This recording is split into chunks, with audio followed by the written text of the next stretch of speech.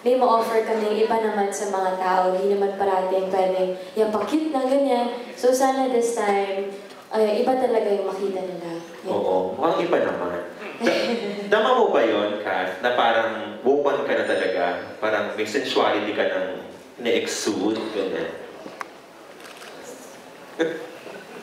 Awkward ka. Tama, paano ba? Parang hindi ko masyadong naiisip po.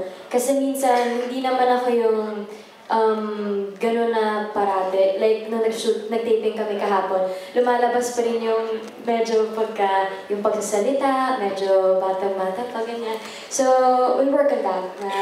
Kailangan ko ng time para lalong makilala si Ina. And, yeah. Innocent and sensual, di ba? Ganon. Oo, tapos yung puti kamisod yung suot mo, no? Nung sa may Sa late, oo, yung sa may balsa. Yes. Huwag may balsa sina. Kamusta ka doon? Nailang ka ba or medyo nasasanay ka na sa mga ganong eksena? Nailang ako kasi baka lumubog ako malalim yung liik na yun.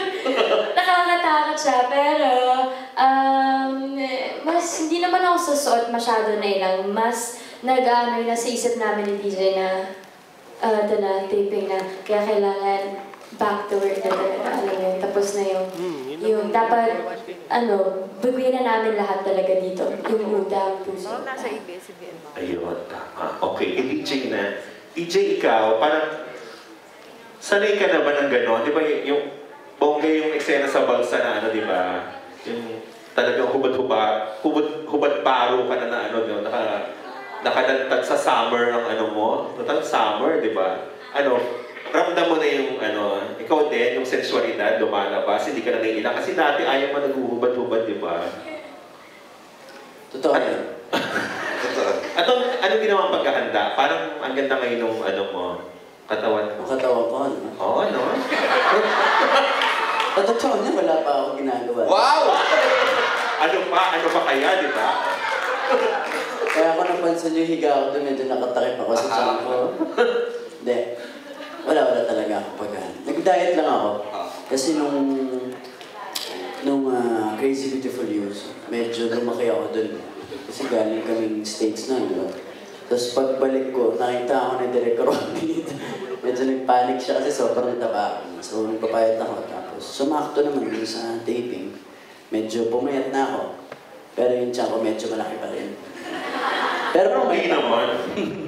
So, handa ka na sa mga ganong eksena, DJ, na nagiging ka na, comfortable ka na? Sa mga yung hubad-hubad ako, gano'n. Oo, mga gano'n, mga payami, mga Hindi naman kasi ako, hindi ako muscle-muscle. Talagang walang mali siya pag naghubad ako. Pero pag naghubad ako ngayon, may mali siya yun. Feeling mo walang mali siya pag naghubad ka? Wala. Meron kaya? Hindi, ikaw din may sensuality na. Nararamdaman mo yon, DJ? Lumalabas na lang siguro yun. Siyempre sa edad mo. Lumalabas na lang. Minsan yung mga dating ikina-awkward mo ngayon parang okay na. Wow. Parang okay na ako. Oo. Okay yun Okay, thank you. Okay, Ang sexy talaga ni DJ, So, ang sexy niya talaga. At tumanis niya pag tumayo yan, Tama, oo. Nanong uminit ang summer, no? Lakas ng sex appeal. Oo, tama. Okay, kay Jody naman. Jones, I'm sure napanood mo yung yung pangako sa'yo ni Miss Yula. Paano mo, ano ka ba, natakot ka? Kasi iconic talaga yung role niya, lalo na naging Amor Powers na siya. Ano ka ba? Paano mo gagawin yung sarili mong atake, interpretation dun sa napakabonggang career-turning role na yun ni Miss Yula? Coming from a 2-year Maya role sa Be Careful, di ba? Oo.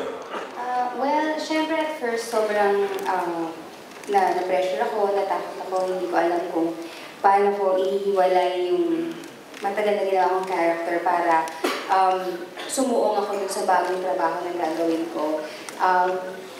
Binigyan naman nila ako ng time para makapaghanda, and also natutuwa ako na binigyan kami ng liberty ng aming mga direktor para magbigay ng insight kung paano namin gusto rin buuin yung aming mga characters. Alam ko na hindi madali dahil napakagaling na artista ni Miss Yule. Very iconic yung role na play niya and napakataas ng respeto ko sa kanya bilang isang artista. Paano ba? Siguro hindi ko na maiaalis talaga na may kumpara. Pero siguro kailangan ko na lang gawin kung anong kailangan ko gawin ng isang artista. Oo, tapos excited ka na, George, kasi di ba yung bukod sa yung in at kayo talagang dalawa dito, yung kayo ni Claudia. Isa yan sa pinakabonggang tandem ng talaga, di ba, sa teleserye. So, excited ka na sa mga sagop, mga ninyo, mga, sa Pala Blues, mga atikabong labanan ninyo, tunggalian ninyo ni Claudia. Na-excite ako, pero at the same time... Tatakot ka ba? Oo,